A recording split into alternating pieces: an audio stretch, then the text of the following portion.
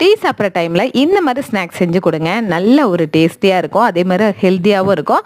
குழந்தைங்களுக்கு ரொம்ப பிடிக்கும். வாங்க என்ன ரெசிபின்னு பார்த்துடலாமா? இப்போ இந்த ரெசிபிக்கு ஒரு பவுலில் ஒரு அரை கப் அளவுக்கு நாட்டு சர்க்கரை சேர்த்துக்கலாம். அதில் ஒரு 2 டேபிள் ஸ்பூன் அளவுக்கு பட்டர் சேர்த்துட்டு நல்லா மிக்ஸ் பண்ணிக்கலாம்.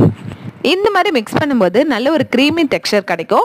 இந்த டைமில் நம்ம வந்து ஒரு அரை கப் அளவுக்கு மைதா, அரை கப் அளவுக்கு கோதுமை மாவு, ஒரு பிஞ்ச் ஆஃப் சால்ட்டு, அது கூட நம்ம வந்து வெனிலா எசன்ஸ் ஒரு ஸ்பூன் அளவுக்கு சேர்த்துக்கலாம். பேக்கிங் பவுடர் ஒரு அரை ஸ்பூன் சேர்த்துட்டு நல்லா மிக்ஸ் பண்ணிக்கலாம். இது நல்லா மிக்ஸ் பண்ணி கெட்டியாகி வர டைமில் நம்ம ஒரு 2 டேபிள் ஸ்பூன் அளவுக்கு பால் சேர்த்துட்டு நல்லா பிசைஞ்சுக்கலாம். இப்போ இந்த மாவை சின்ன சின்ன உருண்டைகளை எடுத்து டிசைன் பண்ணி நெய் தடவி மாவு ஸ்ப்ரெட் பண்ண பிளேட்டில் வச்சுட்டு இதை ப்ரீஹீட் பண்ண ஒரு கடாயில் ஸ்டாண்டு வச்சு இதை பிளேட்டை வச்சு க்ளோஸ் பண்ணி 45 நிமிஷம் அப்படியே பேக் பண்ணி எடுத்தீங்க அப்படின்னா உங்களுக்கு செம்ம டேஸ்டியான குக்கீஸ் ரெடியாக இருக்குங்க. ட்ரை பண்ணி பாருங்கள். மீடியம் ஃப்ளேமில் வச்சு குக் பண்ணுங்கள்.